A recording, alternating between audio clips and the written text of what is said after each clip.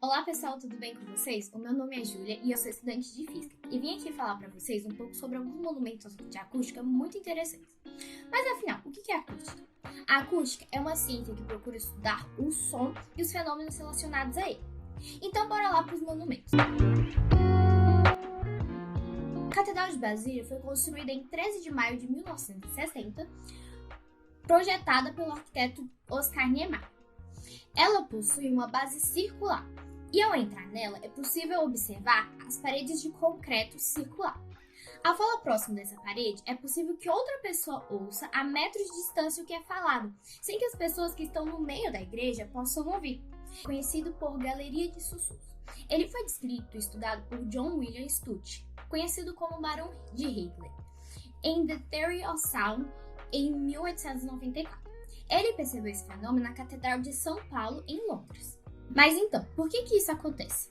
A Galeria de Sussurros normalmente é um espaço com um recinto circular, hemisférico, elíptico ou elipsoidal, muitas vezes com um teto no formato de cúpula ou abóbada, na qual os sussurros podem ser claramente ouvidos em outras paredes desse mesmo espaço. E esse efeito acontece porque em uma elipse, toda onda que incide passando por um foco, ao tocarem as paredes cônicas, reflete passando pelo segundo foco. Então aqui a gente tem uma simulação de como funciona a galeria de sussurros.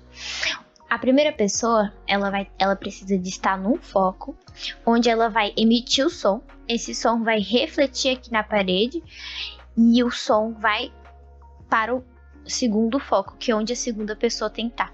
Qualquer outra pessoa que esteja no intermediário não vai conseguir ouvir o que está sendo falado do outro lado.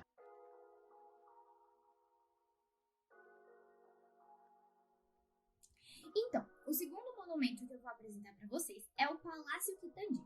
Ele foi construído em Petrópolis, no Rio de Janeiro, no ano de 1944. Ele foi criado para reunir grandes festas e apresentações em um único lugar para famílias no Rio de Janeiro. Ele possui um salão de jogos chamado Salão Mauá. O aspecto que mais chama a atenção desse lugar é a sua grande cúpula, considerada a segunda maior cúpula do mundo, com 21 metros de altura e 51 metros de circunferência, feita de concreto. Foi construído para que as pessoas, ao entrar no recinto, sempre tivessem a sensação que ele estava cheio. Ao falar dentro do salão, a voz é refletida como 15 vezes. Toda vez que alguém ganhava, fazia-se questão de anunciar essa vitória. Dessa forma, o grito refletia mais de 15 vezes, então as pessoas que estavam dentro jogavam cada vez mais, porque elas tinham a sensação de que muitas pessoas estavam ganhando. Esse fenômeno acontece porque a cúpula circular permite que o som reflita e reverbere muitas vezes, como um eco, estimulando assim que as pessoas continuassem lá dentro. Inteligente, não é mesmo? O terceiro monumento que eu vou apresentar para vocês hoje são os teatros gregos. Dá uma olhada nessa imagem. Tenho certeza que você já viu em livros de ensino médio sobre a história da arte. Com a capacidade para mais de 15 mil espectadores, esse teatro ainda impressiona pelo seu design, seu formato retangular com curvas e seu tamanho proporciona uma excelente acústica, permitindo que a voz de um único orador seja ouvida em qualquer lugar. O teatro tem uma característica única.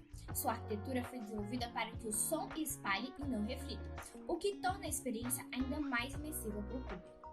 Até hoje, o teatro de Epidauro é um dos melhores exemplos de arquitetura grega antiga.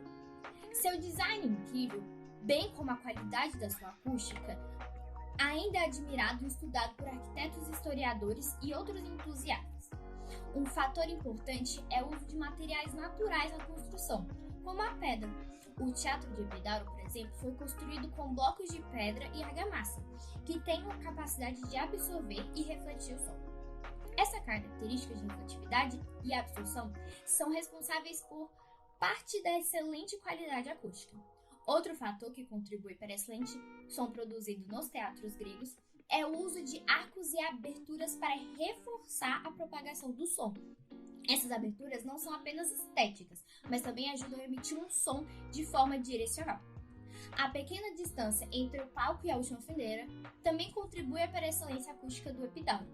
De acordo com uma lei da física denominada a lei dos inversos do quadrado, cada vez que se dobra a distância entre o emissor de som e seu ouvinte, perdem-se 6 decibéis. A fim de reduzir essa perda e de evitar que os espectadores de uma fileira se tornassem barreiras para os espectadores das fileiras posteriores, os teatros eram projetados com uma grande inclinação. Além disso, eram construídos em uma posição tal que o vento mais constante na região soprasse na direção do palco à plateia. E havia ainda a questão térmica. Consciente de que a velocidade de propagação do som pode ser alterada pela variação da temperatura, os responsáveis pelos teatros marcavam os espetáculos para os horários mais favoráveis. Tudo isso confirma a busca dos gregos por uma boa acústica, mas não explica a superioridade do teatro de Epidáuro sobre os outros. O resultado de uma pesquisa realizada pelo Georgia Institute of Technology de Atlanta, nos Estados Unidos, e publicado pelo Journal of Acoustical Society of America em 2007, aponta uma razão que é específica do Epidáuro. De acordo com os cientistas, o tipo de pedra usada em sua arquibancada é capaz de absorver os ruídos de baixa frequência, como murmúrios da plateia, e propagar ruídos de alta frequência, como as vozes dos atores. A forma como as pedras foram aliadas também influenciava no resultado acústico. E aí, o que vocês acharam desses monumentos? Você ficou com curiosidade de conhecer algum? Conta aí pra mim.